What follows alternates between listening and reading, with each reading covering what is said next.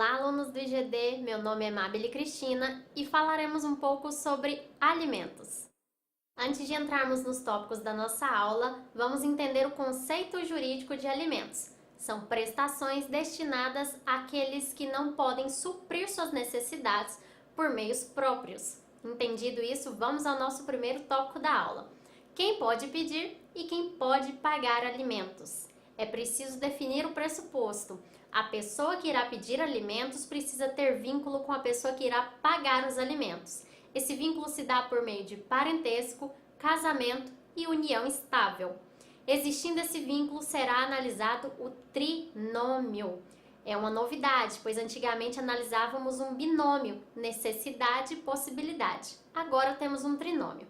Será analisado a necessidade do credor, também chamado de alimentando ou alimentário. Observe que não é alimentado, uma regrinha para você não esquecer. Se fosse alimentado, não estaria pedindo alimentos, ok? Observa-se a possibilidade do devedor de alimentos, que também é chamado de alimentante. E agora entra o trinômio. Observa-se agora também a proporcionalidade. Vou exemplificar para vocês. Definida a necessidade da criança em R$5.000, definida a possibilidade de um pai em 5.000, a possibilidade de uma mãe em 10.000, te pergunto, qual será a proporcionalidade neste caso? Observe que se a genitora tem uma possibilidade dobrada, a sua proporcionalidade também será dobrada. Por óbvio, a responsabilidade dos dois será a mesma, mas a proporcionalidade será de acordo com a possibilidade de cada um, ok? E quem deve pedir para quem?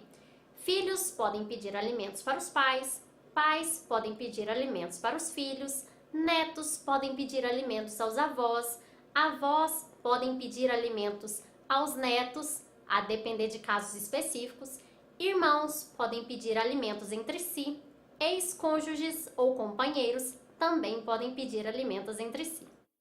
Pode haver mudança no valor fixado aos alimentos?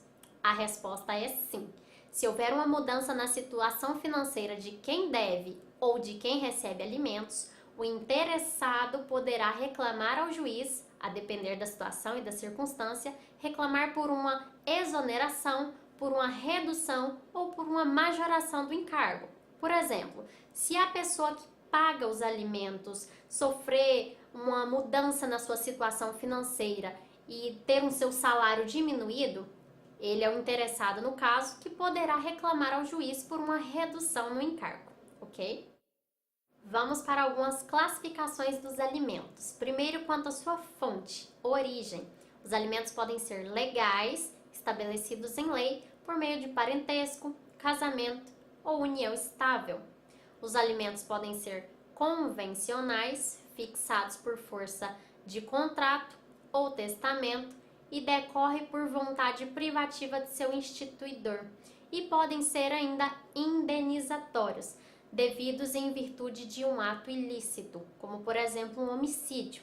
As pessoas dependentes dessa pessoa morta, desse falecido, pode pleitear alimentos. Lembrando que os alimentos legais são os únicos passíveis de prisão civil na falta de seu pagamento. Quanto à extensão, os alimentos podem ser civis ou naturais. Civis são aqueles para manter a qualidade de vida do credor. Por exemplo, na constância do casamento, a criança tinha aulas de inglês, de música. Com a dissolução do casamento, a criança deve permanecer tendo essas aulas. Ou seja, os alimentos civis são para manter o padrão de vida do credor. Já os alimentos naturais, também chamados de necessários, é para manter o mínimo vital para a subsistência do credor, o básico, o indispensável. Lembrando que quando eu falo de alimentos aqui, eu não falo apenas de comida, falo de vestuário, falo de saúde, moradia, lazer, educação do menor, ok? Mas tudo conforme a dignidade da pessoa humana. Em relação ao pagamento, os alimentos podem ser próprios ou impróprios. Os alimentos próprios também são chamados de in natura, são aqueles que não são pagos em espécie. O devedor de alimentos age da seguinte forma: ele pode fornecer uma casa para o credor, ele pode pagar o plano de saúde, ele pode pagar a mensalidade da escola, lembrando que precisa de uma prévia autorização judicial. Mas é dessa forma que funciona. Já os alimentos impróprios é pago em forma de pensão, é a famosa pensão alimentícia. Vamos agora definir os alimentos conforme a sua finalidade. Primeiro, eles podem ser definitivos, ou seja, permanentes, definidos entre as partes através de acordo ou através de sentença transitada em julgado. Os alimentos podem ser também provisórios. Provisórios são aqueles definidos de imediato dentro da ação de alimentos, antes de ouvir o réu. Eles seguem um rito especial, que é da lei de alimentos, e também precisa de uma prova pré-constituída de obrigatoriedade em alimentar, ou seja, o grau de parentesco, o casamento ou a união estável. Essas são as provas pré-constituídas para provar a obrigação. Temos ainda os alimentos provisionais. Não são provisórios agora, são provisionais. Os provisionais não seguem o rito especial, ou seja, não são como os provisórios que seguem a ação de alimentos. Os provisionais não precisam de prova pré-constituída, eles podem ser definidos sem essa prova, ou seja, como por exemplo numa ação de investigação de paternidade. Temos ainda os alimentos transitórios, como o próprio nome diz, eles são excepcionais. Na dissolução do casamento, é pago ao ex-companheiro ou ao ex-cônjuge o valor em alimentos até que esse credor alcance um objetivo, ou seja, até que esse credor encontre um emprego ou até que esse credor consiga se sustentar sozinho. Alcançada essa finalidade, o alimento transitório finaliza. Os alimentos podem ainda ser compensatórios. Tem caráter indenizatório para suprir a desigualdade financeira gerada com a dissolução do casamento. Vamos supor que o casal tem um padrão de vida elevado na constância do casamento. Com a dissolução, uma das partes fica em desequilíbrio financeiro.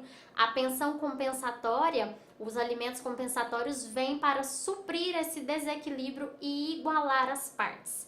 E por último, nós temos os alimentos gravídicos, que são fornecidos ao nascituro para suprir a sua gestação com segurança. E por óbvio, a mãe é quem representa a criança nesse caso.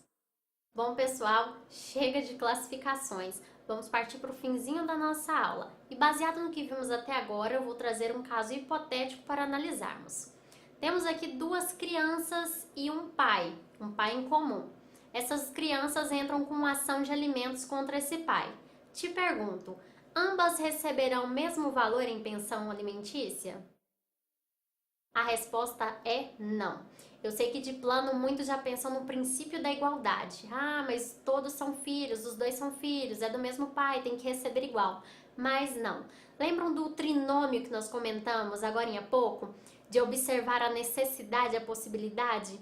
Aqui nesse caso nós vamos observar a necessidade. Vou colocar aqui de um lado eu tenho um filho que mora no interior, a sua condição de vida é baixa, ele está inserido numa condição social menor, ele estuda numa escola com mensalidade baixa. Do outro lado tem um filho com necessidades especiais, que precisa de acompanhamento médico, que precisa de remédios, que mora numa capital onde a condição de vida é mais elevada, a mensalidade da sua escola é mais alta. Daí, a necessidade de cada um desses filhos é diferente, apesar de ter em comum o mesmo pai com a mesma possibilidade, as necessidades são diferentes. Então, cada filho vai receber pensão baseada em suas necessidades, ok? Bom, pessoal, finalizamos por aqui a nossa aula. Eu espero que vocês tenham gostado e até a próxima.